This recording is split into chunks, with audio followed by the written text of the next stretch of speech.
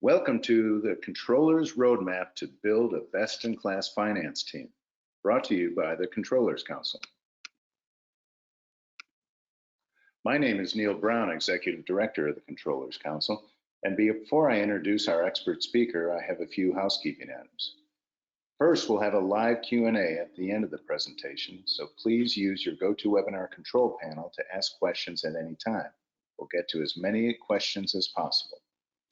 Next, we'll have 4 polling questions, so please again use your GoToWebinar control panel to vote and benchmark against your peers.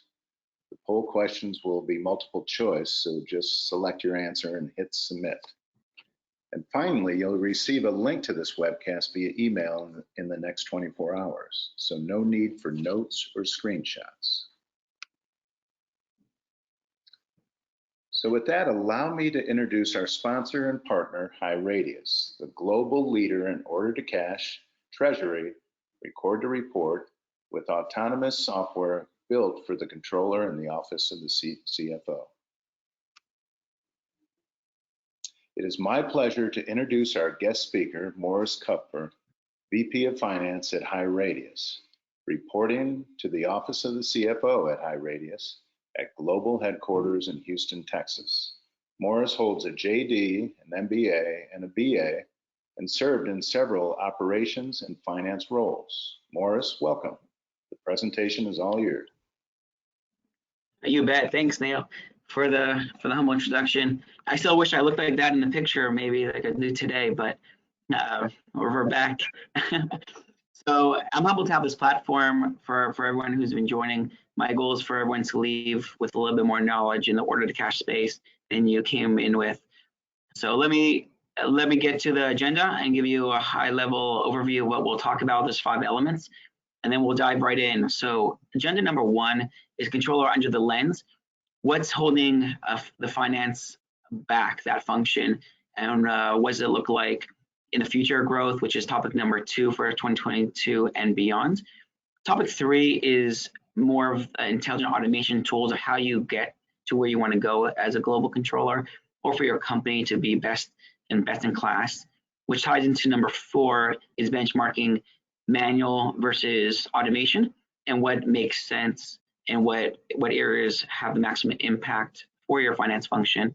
And lastly, and humbly, we'll talk a little bit about HighRadius, who we are, and our growth, where we've come from humble roots.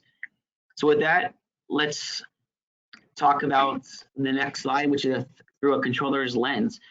So what's holding back a finance function, right? The controller is no longer just a historian of information. I like to call it, give it a fancy title, financial operating officer. Controller's functions have really expanded over the years. You become a right-hand person to the CFO or the CAO or to the executive team. They rely on you to not just close your books, but to have a very high-level, detailed explanation or analysis for all the global or consolidated financials, especially if you're a global company. Let's go over some of the roadblocks that we're seeing. There's 3 here that I've outlined. One is drowning in data, but starving for information. And I kind of like that line, and just a little tidbit of information. In the past 2 years, there's been more data generated than the past 5,000 years. So just pause to think about 2 years versus 5,000 years, and the trend is only growing. And down the line, it's going to be 1 year. It is the same data as the past 5,000 years. So the data is not stopping. We're moving forward as a global digitization and transformation in data. That's inevitable, and that won't stop. So there's tons of data. How do you filter that? We'll dive a little bit more into that. 2 is scaling resources and the siloed workforce. The modern day controller, you need to add resources, is in part because you have so much data that's coming into you. And there's additional requirements and regulations, whatnot, from FASB, for example.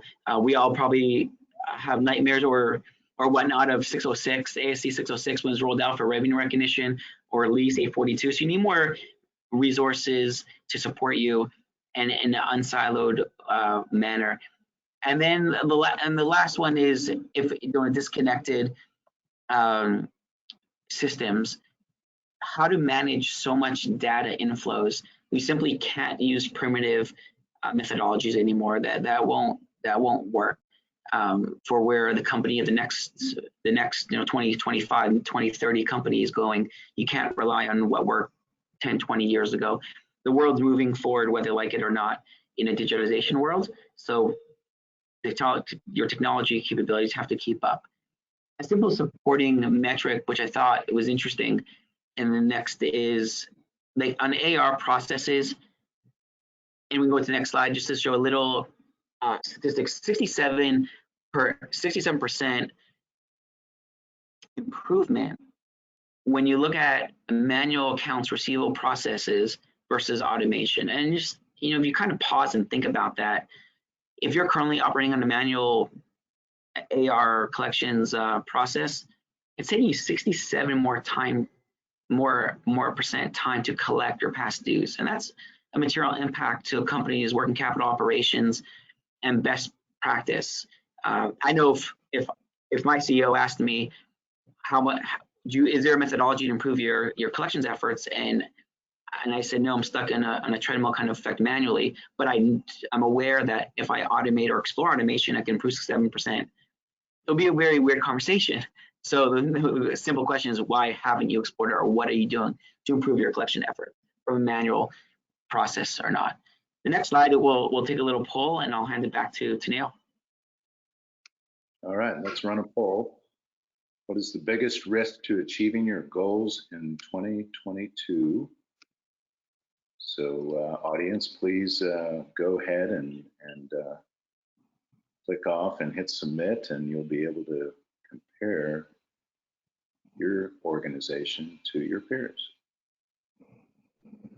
Give you a few seconds to do that. This is an easy one.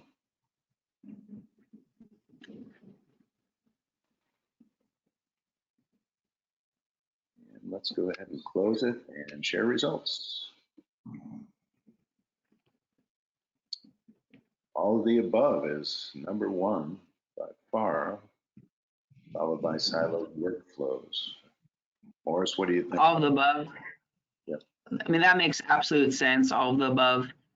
I mean, disparate systems, data sources, siloed, it's all very important. Siloed workflows is really critically important. And I think I'm seeing that become more prevalent in folks I talk with.